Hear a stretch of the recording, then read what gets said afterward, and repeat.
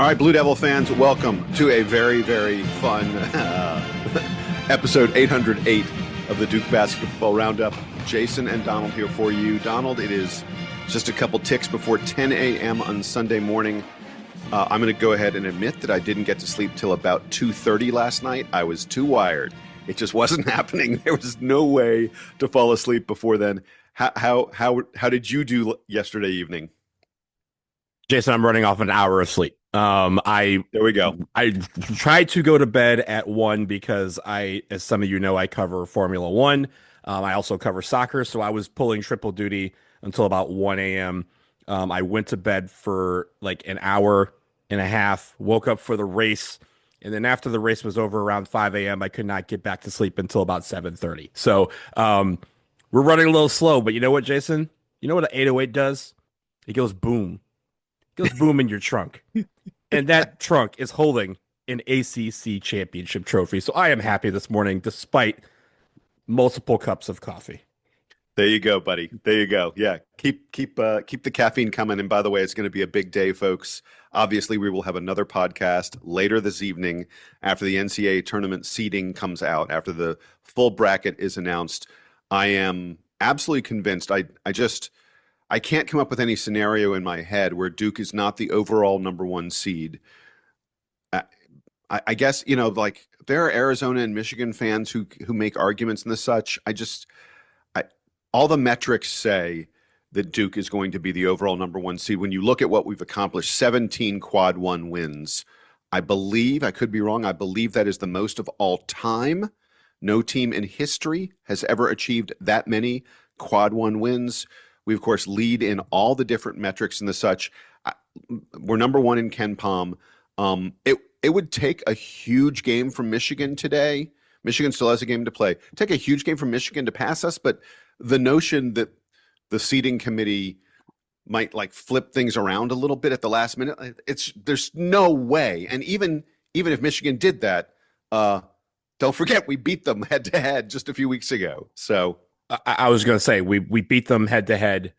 Arizona winning last night maybe gives them a discussion, but for this team to enter the conference tournament portion of the schedule as the number one team, as the number one overall seed in their eyes, and for them to achieve what they did, not full strength, I think we have an even better case that we're the number one overall seed today.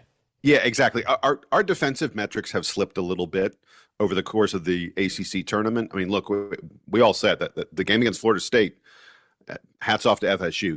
They torched us on defense. But I think that's to be expected. With no Pat, no Caleb, our D is going to slip a little bit. But it definitely sounds like the word is that Pat is going to be back. If not for the game against the 16 seed, he's going to be back for the rest of the NCAA tournament in all likelihood. And Duke continues to say that they expect, if they go far enough, that Caleb will be there for this team in the NCAA tournament. But Donald, I want to before we get to the headlines, before we get to the specifics of the game, I just want to do a few little ACC tournament superlative kind of things to talk about the incredible, astounding, ridiculous that Jon Scheyer has now won 3 ACC titles in his first 4 years. Like no one had ever won 2 out of 3. Now he's 3 out of 4. It's outrageous. He now has, and Don, this to say that this astounded me. I couldn't even wrap my head around it really. Think about ACC coaching, like guys like Tony Bennett, Jim Boeheim, Gary Williams, Lefty Driesell, Terry Holland. I mean, like Leonard Hamilton. Like I could go on and on. Just absolute legends in ACC coaching, who don't have as many ACC titles as Jon Scheyer has in his first 4 years. Here is the list. Ready? I'm going to give you the entire list of guys who have more ACC titles than Jon Scheyer does. And Jon Scheyer's not even 40 years old yet. Here it is. Right. Coach K, Dean Smith, the great Everett Case, the greatest coach in NC State history, and Vic Bubas. That's it. That's the list, Donald. And Bobby Crimmins also. Well, no. Bobby Crimmins is one of the guys tied with him at 3. Oh, yeah. There are several guys. I'm talking about guys who have 4 or more. Again, Coach K, Dean Smith, Everett Case, Vic Bubas, Hall of Famers. All 4 of them in the College Basketball Hall of Fame. All four statues, dudes with statues, with busts, with stadiums named after them and stuff like that. It's outrageous. It's ridiculous. And here's Jon Scheyer after just 4 years on the job. What are we even talking about here? I'll also give some superlatives, Jason, because last night, of course, obviously it was Duke versus Virginia. That was the first time in the history of the Atlantic Coast Conference that the men's basketball tournament final was the same exact teams as the ACC championship game in football in the same season. It also occurred a mile and a half away from each other in Charlotte. That's awesome. And Jason, also, we are the first school to win ACC titles in football, men's basketball, and women's basketball in the same school year. We may not be a basketball school anymore, Jason, but we sure are on top of the basketball world, because for that to happen, you got to shout out, obviously, our men's team, but you have to shout out the women's team, and you have to shout out men's football for getting the job done when it counts. That's not counting the other sports that we've won multiple ACC championships in this year.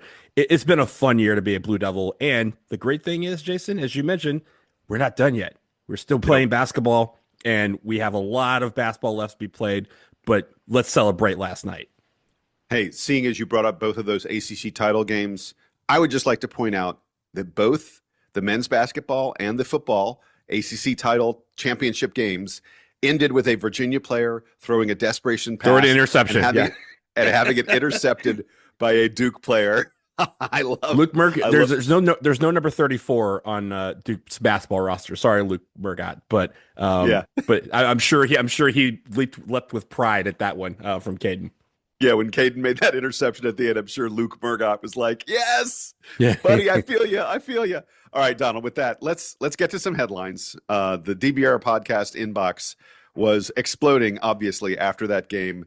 Man, there were so many good ones. I'm going to go to Josh Dilley first. Josh gave us the ACC, the Atlantic Cameron and Caden Conference. So I have one similar from Eric Overton. He wrote, Atlantic Coast Conquest, Carlos's carbon copies, Cam and Caden claim Charlotte crown. That was a lot of C's, Eric. I like my alliteration. We will continue with the Boozer brothers were an overriding theme in the inbox. There were so many of them. Mark Goddell gave us Caden kicks it off and Cameron closes out the Cavs. I have Dave Jordan, who wrote Booze Your Daddy. Cam and Caden carried Duke over Virginia in title game. Speaking of that, William Parks gave us Booze Cruise.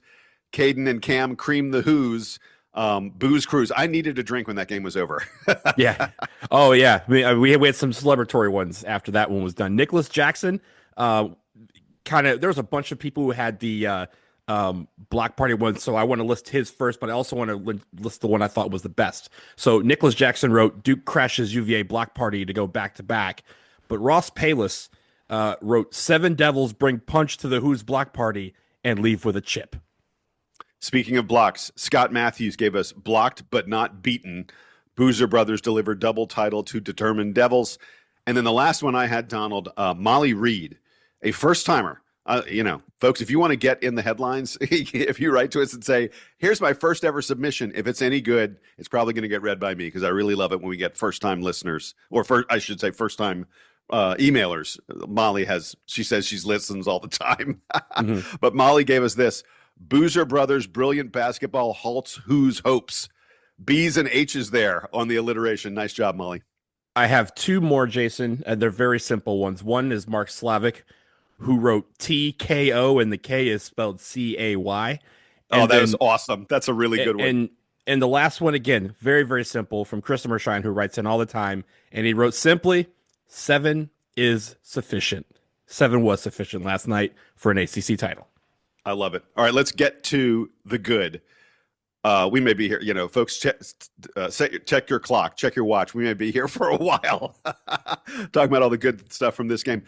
Donald, I want to start with toughness, with effort. So this was a whole team effort. There were only 7 guys who played, but each and every one of them contributed in very, very meaningful ways. I was stunned. I looked up. There were 6 minutes left in the first half, and Cameron Boozer scored a bucket. And I went, I think those are his first points. And then I looked at the box score and I went, Isaiah Evans still hasn't scored. How is this game like tied really close, Duke with a little bit of a lead, when our two primary scorers, Cam didn't score until the 6-minute mark of the first half. Isaiah didn't score until 3 minutes and 40 seconds left in the first half. And yet Caden Boozer, Dame Sarr, Nick Himenia, and the other guys were carrying the load. This wasn't something that we expected those guys were really capable of doing, and yet here they were doing it. And, it would have been super easy for this Duke team to just kind of pack it in and not really care about this game or not really care about the ACC title. There were absolutely people out there, Donald, who said, punt it. You got two guys who are hurt. You don't need 3 games in 3 days of every one of your, top players playing 35, 37, 39, 40 minutes, Caden Boozer. You don't need that, Duke. You don't need to prove anything. You're still going to be a number 1 seed. You could have gotten blown out in the first game. You still would have been a number 1 seed. That's not what happened here. These guys don't know how to do less than give their all. The winningest high school basketball players of all time don't know how to lose. It's not in their DNA to give anything less than 100%. This team is just so damn tough. They've embraced, Donald, doing the difficult things, the things that require extra work, the things that require extra communications, the things where you have to trust the guy next to you. You have to have his back, and he has to know that you have his back as well. The 5-man floor slap, Donald, with 2 minutes left, absolutely epic. A callback to Duke teams in the past. Like, I'm not sure how these guys really, really knew that kind of stuff. I mean, I think they probably knew it because a couple of these guys have a father who understood what the floor slap means, because Duke doesn't do it as much as they did in the 80s and 90s. I love, by the way, that when we did the floor slap, what's his name? Odom, the Virginia coach, is like, timeout. He's like, we're not. That was also a play of sorts, because on the bench we were shooting free throws, and on the bench they zoomed in on John Shire, and John Shire, you could see him yelling at Caden and Dame, and kind of said, "This is the time." And he's like, Dame, this is the one right here. And you could see, I was like, oh, something's coming. It's like either a fast break or something. And when he slapped the floor, obviously we saw later on, it wasn't from the camera angle on TV, but we saw that all 5 players slapped the floor. But we did see John Shire slap the floor too. He got the crowd going. He slapped the floor along with his players. And that's when Dave Odom said, nope, not even close. Timeout. I want none of this smoke. I want none of this smoke. He was like, we're called a timeout.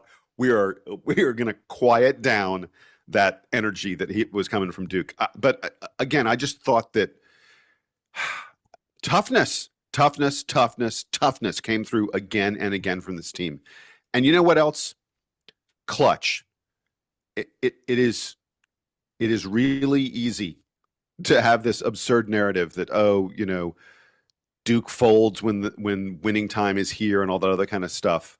We've heard it before. I hate that we even have to address it because it's so absurd. Donald, here's how clutch this game was.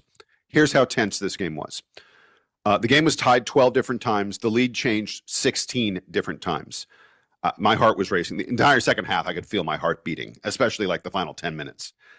From the 14:08 mark of the second half until 1:59, when Isaiah hit a couple free throws to give Duke a 4-point lead.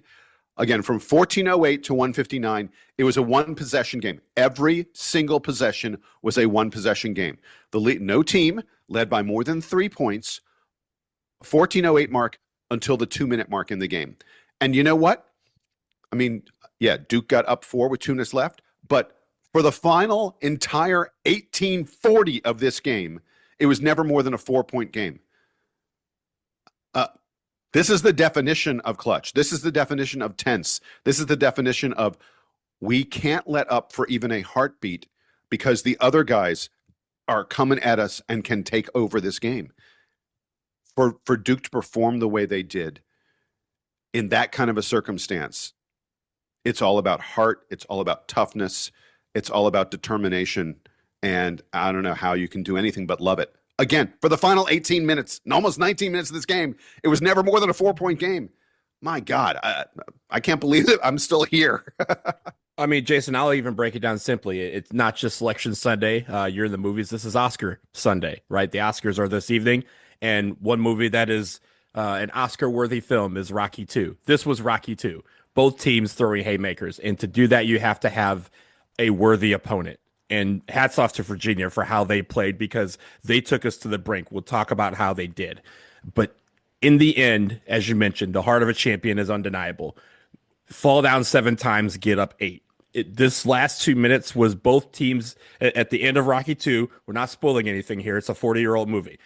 They both hit each other. They both go to the canvas, and the referee's counting to 10, and Rocky gets up at 9, right? That was us. We were Rocky getting up at the count of 9 I and love it. leaving UVA down there at 10. Worthy opponent, worthy, deserving of this game if they had won it. But this team with 7 guys, the heart of a champion was present in every single one of them. And again, they all contributed positively in different ways. But I think honestly, the overcoming major theme was the hustle. There were so many hustle plays that we won that UVA didn't. And those all were plays that affected the game in this momentum and the trajectory of what ended up to be Duke hoisting the trophy. And that hustle, that toughness, that grit and determination showed up in rebounding. One of the first things I want to talk. It's why Duke won. Look, we talked about it in the previous game. Duke won because they won the boards. Duke won because they won the boards. And Virginia, as we've talked about repeatedly this season, one of the best rebounding teams in the country, a dominant offensive rebounding team, top 10 in the nation in offensive rebounding. The Virginia Cavaliers get just 10 offensive rebounds against the Duke Blue Devils. We again won the rebounding battle by double digits, won it 41-31. We had an outrageous, a ridiculous 20 offensive rebounds in this game. Duke literally rebounded 49% of our missed shots. It was Duke had 20 offensive rebounds, Virginia had 21. Mm-hmm. I mean, that's the reason the Blue Devils won, and we turned it into, Donald, I'm going to go back to, Jason's favorite stat that he doesn't talk about very much anymore. Field goal attempts, baby. Duke had 65 field goal attempts. Virginia had 54. We had 11 more field goal attempts than they did. It's a combination of not turning the ball over and getting those offensive rebounds. And man, we needed it because it was tough to score against this Virginia team. Yeah, I mean, everything that you said was exactly right on, but I want to get into some of the players because I feel like this is going to be unfair for player of the week. There is probably one clear player of the week as far as stats go. Yeah. But Caden Boozer won this game last night. And he won it in so many different ways, but the biggest way is not his 16 points, 14 of them coming in the first half. It wasn't in his 5 rebounds. It wasn't in his 4 assists and the 1 interception steal at the end. It was the fact that he figured out during this week what we kind of learned last year when 2 of our best players went down. We learned that these guys were just ready to break out and have their opportunity to be a leader on this team. Caden Boozer replaced our floor general this entire week and did a tremendous job doing it, playing his best basketball while doing it. And the fact that Caleb going down allows, not necessarily allows, but the opportunity created itself for Caden Boozer to step up and play better than he had been playing this entire season. And it's not like he was terrible this season. He was very good this season. But to be elite like he was in this tournament, I think everyone in the selection committee probably last night was like, do we need a second bracket? Do we need what happens if Duke wins this game? They seem to be just fine with this guy at the floor general and playing in those roles. Everyone picking up the responsibilities of both Pat and Caleb. We'll talk about how Cameron did both at times during the game. But man, I'm so proud of how Caden emerged. And it's hard to be a twin that is in the shadow of your other twin, right? Like, he's been that way all year. But for him to break out and say, "Hi, I'm Caden Boozer. Hello, world. I exist too. And you better watch out for me as well." Boozer on the back of the jersey is going to be a problem no matter if it's 2 or 12. I can't say enough about how he played this week. So Caden was the Ken Palm MVP of this game. We've talked about, statistical efficiency, all those other kind of things. Caden was the Ken Palm MVP of this game. He played all 40 minutes. Never seemed anywhere close to tired, by the way. Correct. He's the first Dookie to play all 40 minutes, to play every minute of a game since Jared McCain did it in an NCAA tournament game in late March of 2024. And look, Caden was dominant in the first half, and then, was deferring to other guys, and other guys were doing stuff in the second half. Caden's only points in the second half come with 2:55 left when Isaiah misses a three-pointer and Caden snags the offensive rebound and puts it back to give Duke a lead that they would never relinquish. Dude knows when to be timely. Let's just put it that way. Done it a couple times. Yeah. He quite literally won 2 games in the ACC tournament with offensive rebound baskets. And the biggest thing to me in the first half, I started writing some stuff, and I was like, I can't even describe how confident Caden is right now. And I remember, Donald, in the preseason, there were a lot of folks out there, and I'm going to say you and I were probably among them, at least thinking this. We sort of thought, okay, Caleb Foster's the starter right now, but over the course of the year, the highly touted top 20 McDonald's All-American, supposed to be one of the best point guards in the country, coming out of high school, Caden Boozer's gonna grab away this starting point guard job, this role from Caleb Foster. We all thought that's what was going to happen, and it didn't happen. It didn't happen for 2 reasons. One was Cephas really played great and really delivered what this team needed at times. And the other was, frankly, I don't want to say that Caden was disappointing this season. That would be wrong, and I'm not saying that at all. But I think, maybe didn't live up to everyone's complete expectations of what a top 15 to top 20 kind of player would do coming in here as a point guard. I think Caden at time, Caden was pretty inconsistent. He'd have a good game, then a bad game. And I think he was struggling a little bit with his confidence. To see, and by the way, you saw that struggling with confidence thing in the Florida State game, where he kept on taking the 3-pointers and it wasn't happening for him. What happened to Caden over the last 2 games was, instead of trying to be what people wanted him to be, he became what Caden Boozer is. Rather than try and do the outside shooting thing, which, frankly, Duke needs because we have these great post players. It's like, oh, you need outside shooting to surround them. Rather than saying, oh, I'm going to do that, Caden said, no, what I'm going to do is I'm going to attack the space. I'm going to attack the basket. I'm going to put pressure on the rim, because other teams are so worried about other post players. It's going to allow me to get in there and finish in traffic the way I do, as well as maybe any other point guard country. He stopped trying to be something different than he is, and he became what we all know he can be. He played to his own strengths. And that Caden Boozer is a guy who ended up on the ACC All-Tournament team. It was an incredible 2-day transformation of this player. And again, I think it goes back to confidence, recognizing here's what I can do. I want to shift to Isaiah Evans because, Jason, when we talk about some of these games, we talk about signs. And we should have had this sign early in the second half when Slim hit his third 3 of the game. We should have all known that it was over, because, once again, Duke is now undefeated still, with Slim hitting 3+3. 29-0, buddy. 29-0. So that was the sign to just be calm, and just let this game play itself out. But to be serious for a minute, Isaiah Evans poured on the offense when we needed it in the second half, especially. I thought he was great at getting to his spots. He had a couple of timely threes in the second half of the second part of the second half, and his confidence was always there. I think someone wrote to us before the game that yesterday that he missed like all of his shots basically during warmups, and then today he was nailing them. So like the trajectory was there, at least the coincidence was there. Like, okay, he warms up, doesn't hit a shot, he has a bad shooting game. Last night he was warming up and he was hitting everything. He had a good shooting game, and I think again his confidence is always there, and I think the confidence that his teammates give him to, like, yo man, when we give you the ball, shoot it. Like, that's your shot. Go to the rim, whatever you need to do, but we trust you with the ball in your hands. to make a good shot.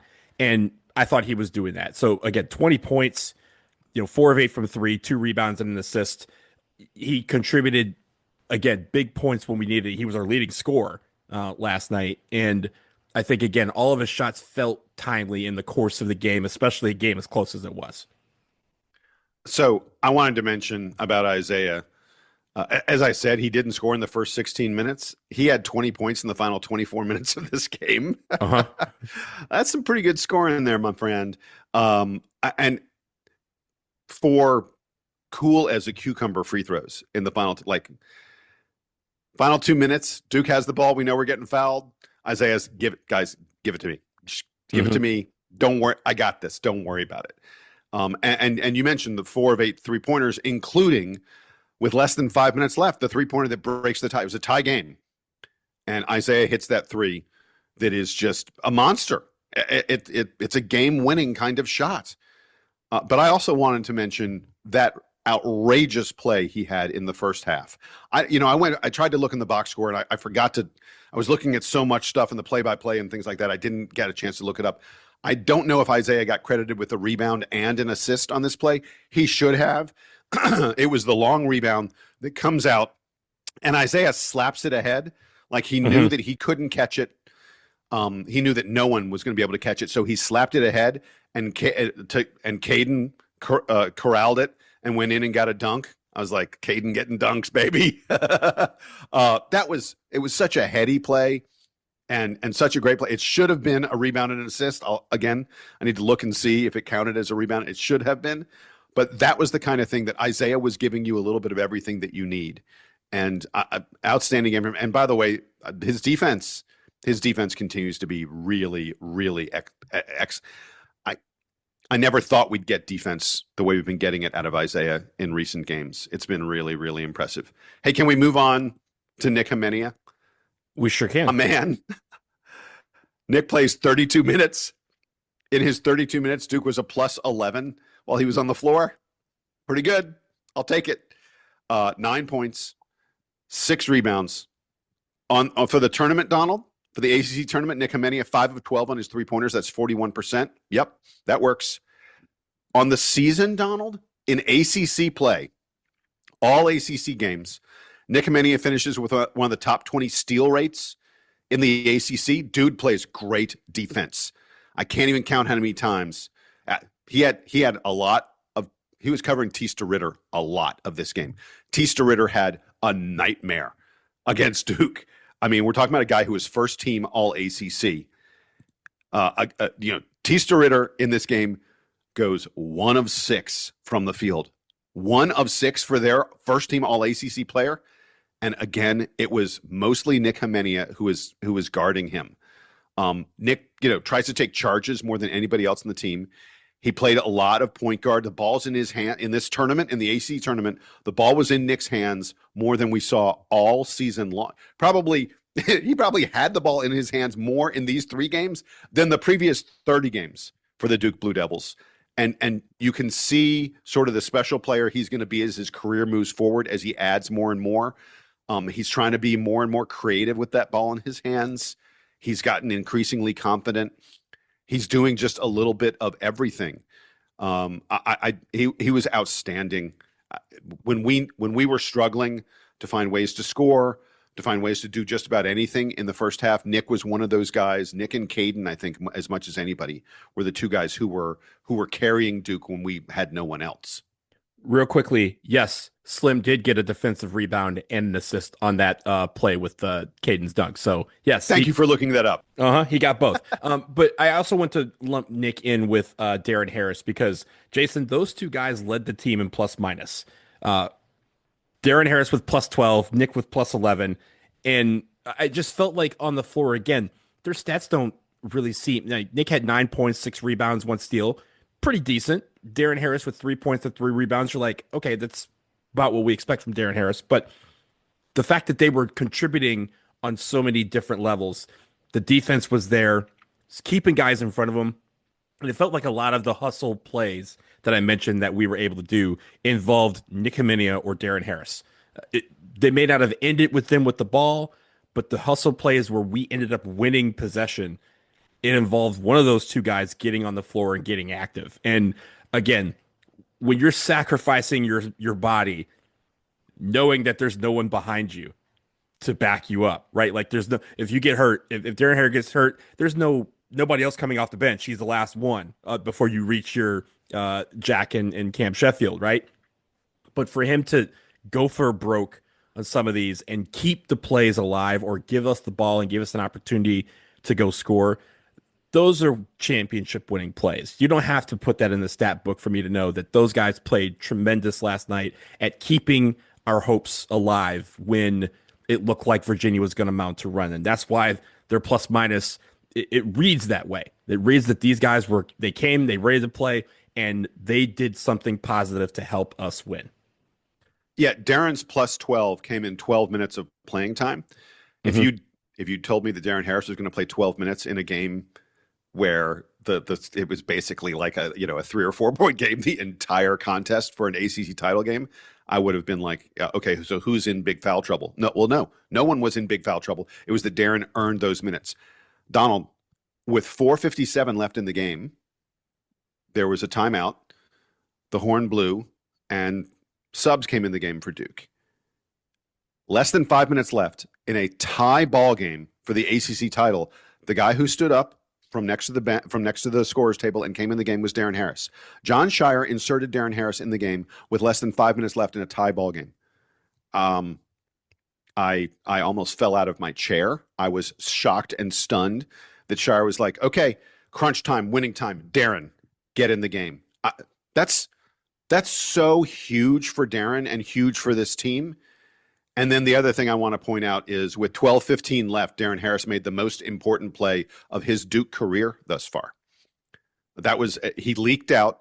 Cam Boozer found him on that outlet pass, and Darren went in and had that, layup where he was heavily contested. He got fouled and he made it. Duke was down 1 at that moment.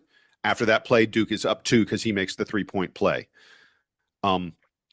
I can't even say, I can't say too much about the fact that Jon Scheyer had that confidence in Darren and the fact that Darren was able to make plays with this team. I thought Darren played excellent defense also. There was a play where Malik Thomas realized that he was isolated onto Darren, and he was like, I'm going to take this guy. And Thomas, backed him down, made a few moves, went in the lane. Thomas ended up making a really, really difficult shot. Tip your cap to him. It was a great play by Malik Thomas, but you know what? It was perfect defense by Darren Harris. He did everything he could. Again, the guy scored on him, but sometimes you can't prevent that. Darren Harris played great defense on on their best offensive player in this game. And he did that again and again. The reason Darren Harris played double-digit minutes in a huge ACC tournament final was because he was playing on both ends of the floor. He was hustling hard. He was giving Duke everything we needed. It was a great game from him. I'm so glad you mentioned him. I had stuff to say, obviously, as well. The last person that I had really in the good to talk about was the fact that Cameron Boozer overcame a very difficult first half and, in some ways a difficult second half to still produce in the ways that we know him to produce, right? 13 points, 8 rebounds, 8 assists, and steal is like paltry numbers for him when you think about it. But I feel like, again, he never lost confidence in himself. He kept going, he kept fighting, and there were times where he broke through. It was almost like at Jurassic Park, the Raptors testing the fence. Okay, Onyesu's blocking me. What am I going to do? How do I get past him? And there was a point where he got past him. And Jason, he may have had the most important play of the game by missing a shot and getting the offensive rebound instead of going back up, passing it back out with 20 seconds left or 28 seconds left. And again, a lot of people commented about that play, both text to me and also to our inbox, about how poised a play that was for a freshman. It's hard to call him a freshman at this point. Yeah, he won freshman of the year, or rookie of the year. But the fact that he was able to make that kind of heads up play in the tightest of moments is it would have been just as easy for him to go back up and give us try to go back up and try to lay it in from there and either get fouled or get the 2. But to it better probably would have play, gotten blocked. it probably would have gotten blocked. Well, Let's just be clear. no, he just made the best play. And the best play Right. at that time was to pass it back out so that we could do one pass to Isaiah Evans, where Isaiah Evans from the line, yeah, that's pretty close to automatic as you can get in the ACC this year. So again, he had his struggles on offense, but I feel like he still was able to overcome all that with his poise.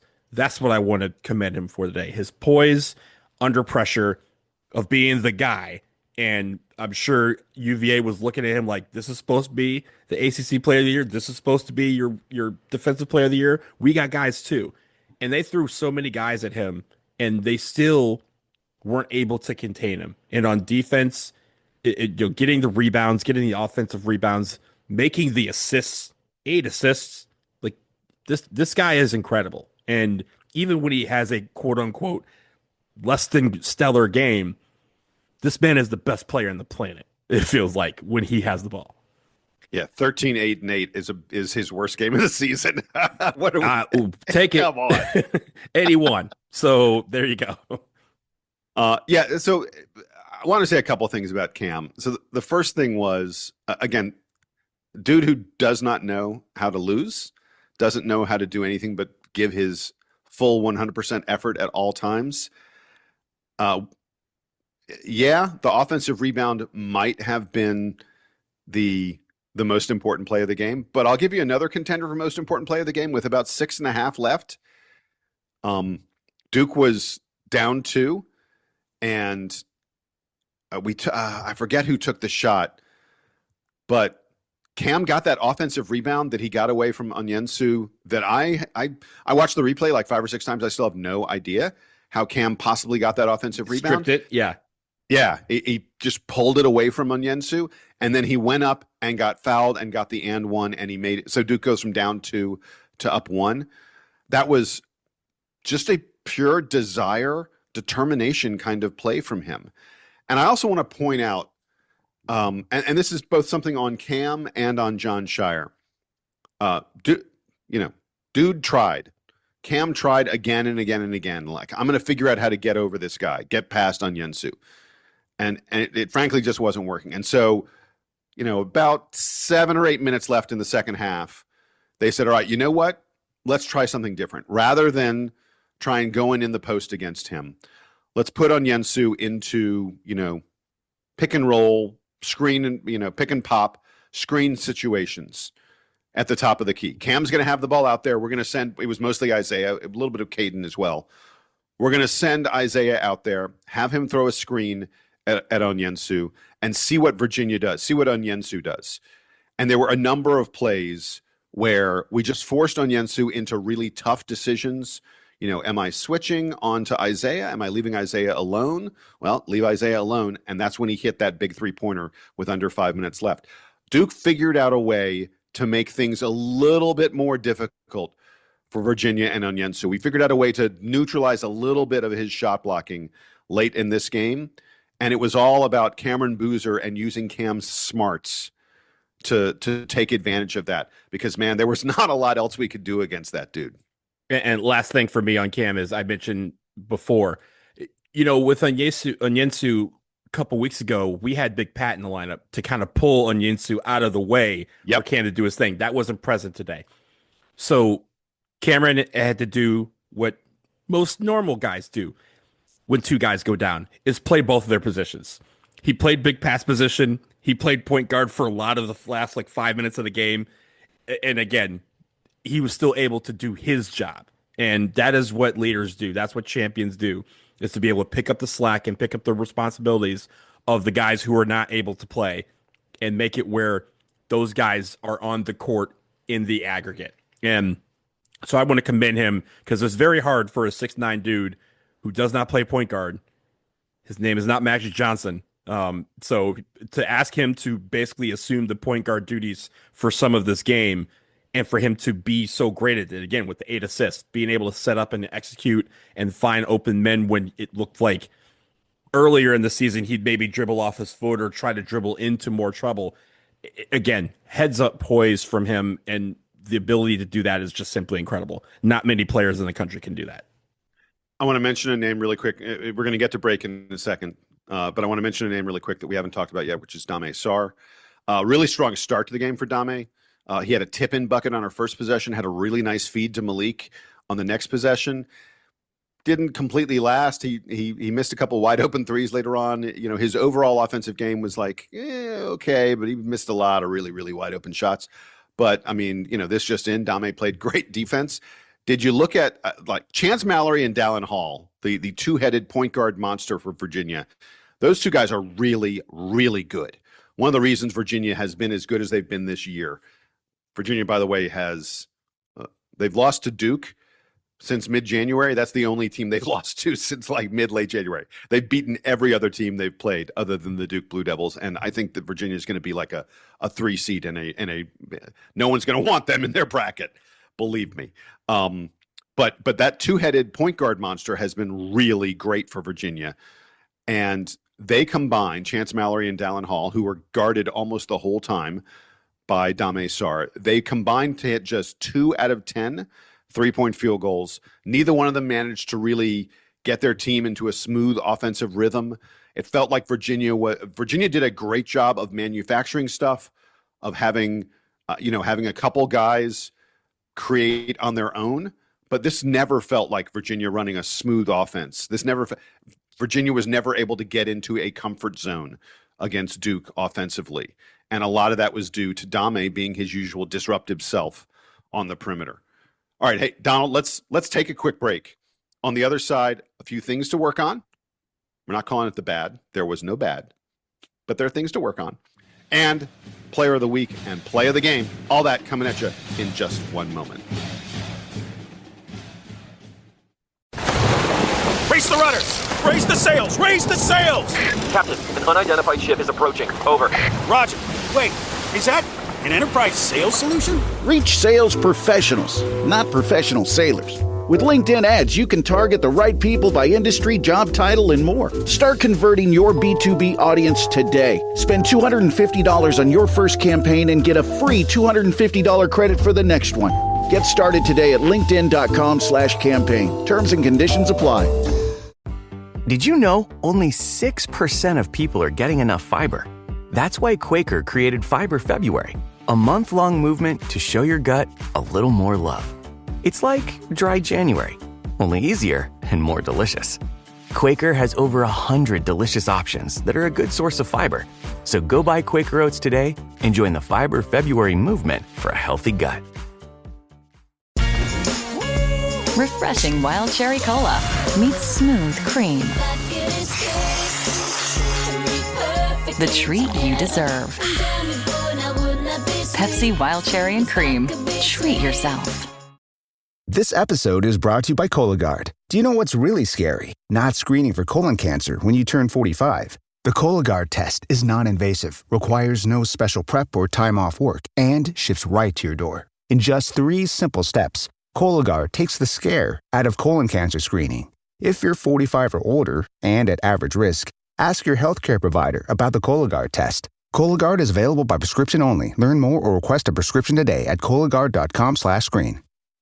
An all-new season of The Secret Lives of Mormon Wives is now streaming on Hulu and Hulu on Disney+. Mom Talk has just been blowing up. Whitney and Jen are on Dancing with the Stars. Taylor is a bachelorette. Saying that out loud is crazy. Like, that is huge. But all of the cool opportunities could pull us apart. It's causing issues in everyone's marriage. My whole world is falling apart right now. It's chaos. Watch the Hulu original series, The Secret Lives of Mormon Wives, now streaming on Hulu and Hulu on Disney Plus for bundle subscribers. Terms apply.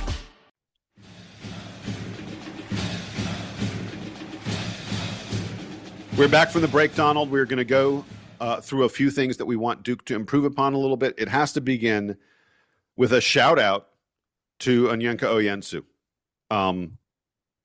His performance on the interior, his ability to protect the rim was incredible. He was getting blocks at tough angles, plays where he had to cover a lot of ground. It was stunning. Completely befuddled Cameron for long stretches of this game. Someone sent me a text and said that may have single-handedly knocked Cam back a spot or two in the NBA draft. I don't know about that, but Cam hit just 2 out of 12 2-point field goals because Onyensu was the guy who was making life miserable for him. Duke shot just 17 of 40 on 2-point field goals, just 45%, because Onyenso and Virginia had 12 blocked shots. And by the way, think about how high our field goal percentage would have been without those blocks. Because, I bet we would have hit 10 of those shots, at least 10 out of those 12 shots.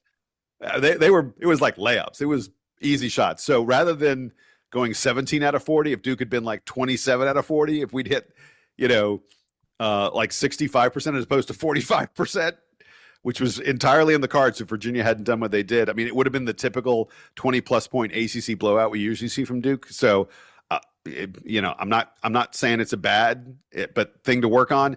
Maybe if there's a truly elite, ridiculously great shot blocker, figure out some other way of attacking him, huh?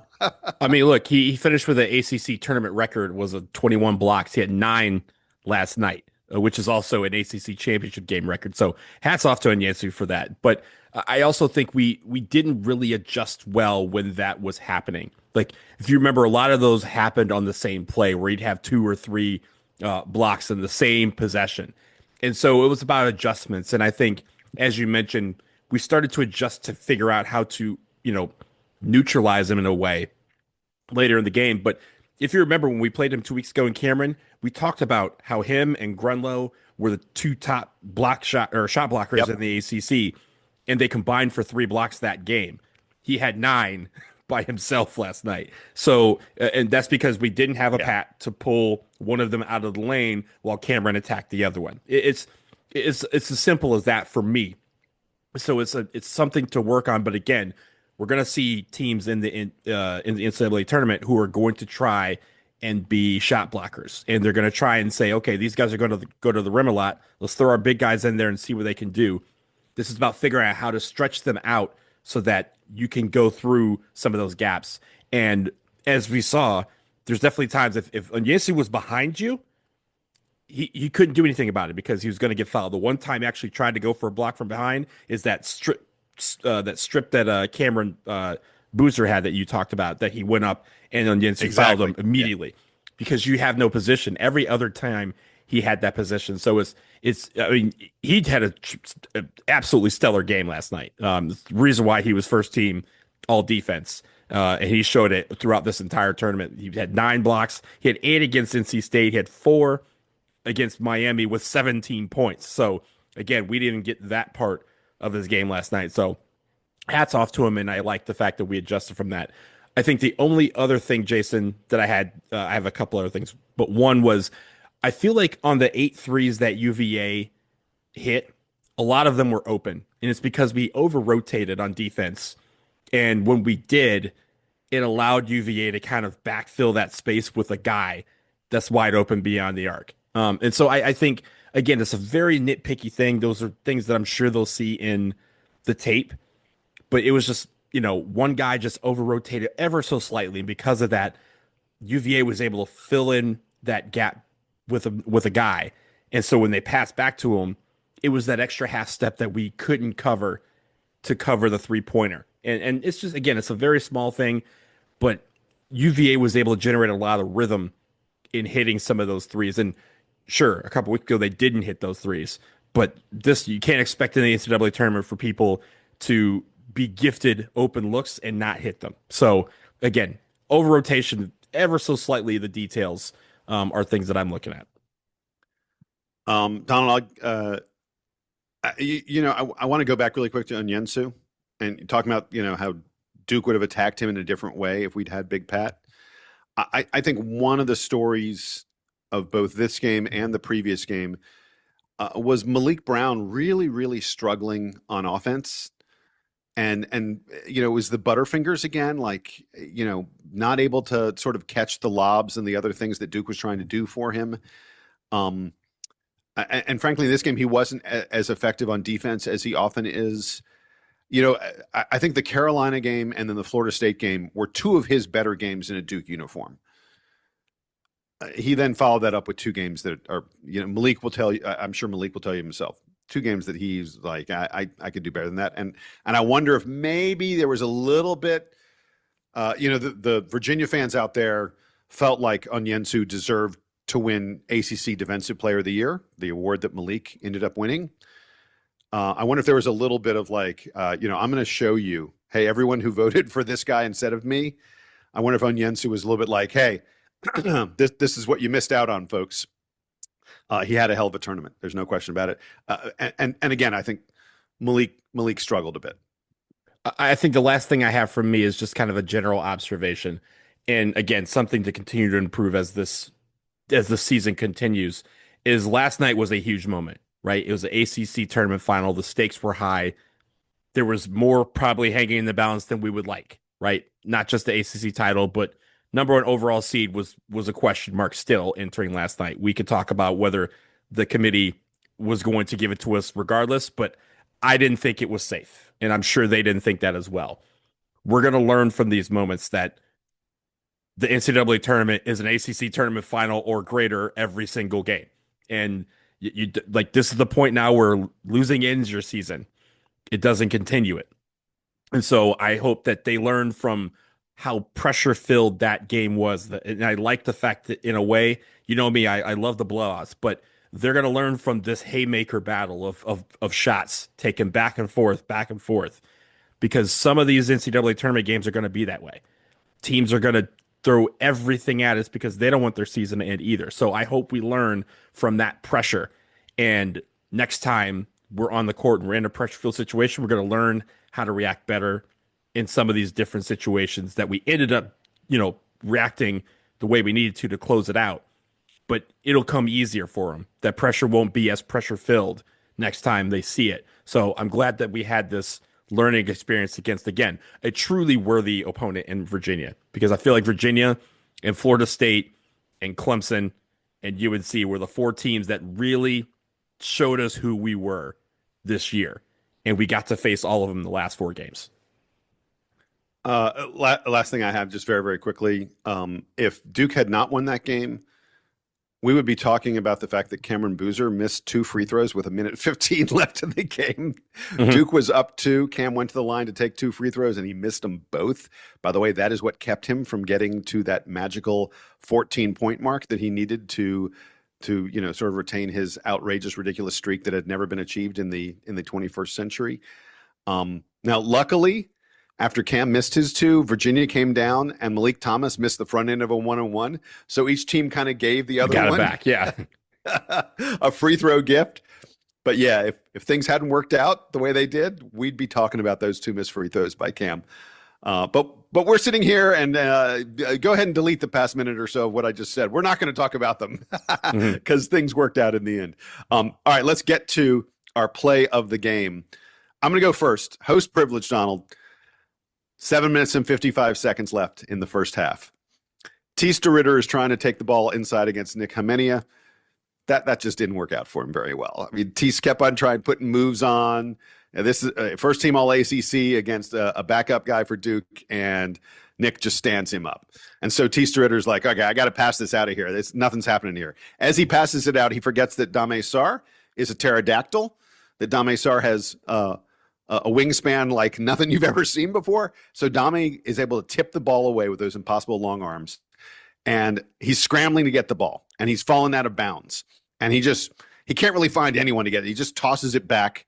He did the smart thing. He tossed it back, sort of toward a group of people. Mm-hmm. I think he maybe kind of saw Caden in the middle of the group or something like that. It was just an absolute scramble. Cameron dove on the floor. It looked like Virginia was going to get it. But Cam Boozer dives on the floor and just barely knocks it away off of some guys. Suddenly, Caden picks it up in the middle of 2 other Virginia players, races the other direction. He's going right at Onyensu. I mean, he's going at the dude who's making a living out of packing Duke's basketball. And you think maybe he's going to try and finish it against the dude, but instead he tosses it to the side. Here's Dame, who had been falling out of bounds a moment ago, flying up the floor, and Dame gets like a gorgeous tip in. That play gave Duke the lead. I had sort of hoped that I was going to be like, that play gives Duke the lead that they never relinquished. Well, no, that was not the case. But it was great defense, great hustle, and then a super smart offensive play with a flourish for the finish. I love that play. That's my play of the game, but there are a million other possibilities. I will say I have a heart pick and a head pick. My heart pick is the 6-man floor slap. Again, channeling Amen, that brother. energy and Virginia knowing that what that energy was and saying, absolutely not. Call a timeout. Let's get this dissipated before we run that play. It had, again, Karate Kid 2 when they break out the drum technique and the little drums. And it wasn't like there was something that happened really big after that, right? Like he ends up beating him, but it was the fact that he was shook. Like Virginia was a minute and 20 left or whatever it was. They were shook. And they're like, oh no, we don't want any of that. So that's my heart pick. My head pick is actually the most important play of the game, and that's Cam getting that offensive rebound with under 30 seconds left and throwing it back out instead of going back up so that the ball can get to Slim for those free throws. Because, again, a heads-up play easily could have gone the other way and tried to lay it back in and get his own foul against Onyensu. But, man, that is, again, just a heads-up poised play, and it really saved the game for us. Time for our player of the week. 60 points, 32 rebounds, 17 assists. Cameron Boozer plays 39 minutes, 37 minutes, 35 minutes in the 3 games. He wins the ACC tournament MVP. Donald, we can talk about other guys, and we should. I've got notes, I got stats, I got things to talk about other guys. But the player of the week was Cameron Boozer. Are you going to disagree with me? I am not going to disagree with you, but here's what I'm going to do, Jason. I have some honorable mentions here. Go for it. Caden Boozer, Cameron Boozer, Dame Sarr, Nick Haminia, Jack Scott, Sebastian Wilkins, Ife Ukachukwu, Brock Davis, Evan Brads, and even Tyler Thornton. Congratulations on your first ACC championship title. In the case of Tyler, his first as an assistant coach at Duke. These are all the guys who came here this year to bring us back to this point. And I'm so happy that they all get to cut down the nets in Charlotte as ACC champions. I wanted to also mention that Isaiah Evans made the all-tournament, the first team all-tournament team. Isaiah obviously had 58 points in Duke's 3 games, almost a 20-point per game average. Hit 11 three-pointers over the 3 different games. He had 18 rebounds. I mean, like Isaiah, not a guy known for rebounds. 18 rebounds in the ACC tournament. And then Caden Boozer makes the all-tournament second team. He was the top vote getter on the second team. He was very close to making the first team all-tournament team. Caden had 41 points, 16 points in each of Duke's final 2 games. Yeah, it was you were right to mention all those guys. It was I thought you were going to just call out the name of every single guy on the team because it was a total team effort. Great coaching, you name it. Every one of these guys contributed in very, very meaningful ways and just, super fun, super exciting. I kind of thought, Donald, I'll go back. I said this at the beginning. I kind of was like, the ACC tournament, I'm not sure it really matters that much. Like, I was like, if we lose in the opening game, do I really care all that much? And then we went out and won the damn thing. And I'm like, oh yeah, I forgot how much fun this is. And look, last year we had the same thing, right? We had a bunch of people when Malik Brown and Cooper Flagg went down in the first half of that first game. They all said, let's just punt on the tournament and let's just focus on the NCAA tournament. And we ended up winning the thing. You know what? It felt damn good doing it. And it felt damn good doing it this time around. Jason, I have a couple quick things to close out. One, I want to send a quick congratulations to a friend of the pod, Kenny Blakeney. Howard, once again, qualifies and wins their conference tournament. They get to go to the NCAA tournament. Of course, we'll find out later today where they may be placed. Third time in 4 years. Really quick, there will be three members of Coach K's coaching tree who will be in the NCAA tournament: John Shire, Nolan Smith, and Kenny Blakeney. May we all meet in the Final Four and not any time sooner than that. The second thing is, Jason, a programming note. We're going to be recording our show, our Selection Sunday show, where we find out where we are, everything about the NCAA tournament. We're going to be recording that just a couple hours after that takes place, but it will be during the selection show for the women's tournament. Now, we probably won't be able to discuss all of it during that show. So if you don't hear the women on there, that is why, because they probably have not been revealed by the time we will finish recording, but I'm sure we're going to talk about them later this week. What we do know is that they are one of the top 16 seeds in this tournament. They will be hosting games at Cameron this week. We will find out when that selection show happens. So for those of you in Durham, there's still basketball in Cameron left to be played. So great week to be a Blue Devil, and looking forward to more in the NCAA tournament. Yeah, exactly. All right, we could keep on going. We got so many things we could say, but we're going to take a little break here. Donald and I are going to catch our breath. We're going to be back at you in, what about 12 hours, about 10 hours or so after the selection show. Until then, he is Donald Wine. I am Jason Evans. They are the ACC champions for the third time in 4 years, and this is the Duke Band playing us out and taking us to the NCAA tournament. Go Devils. After a nap.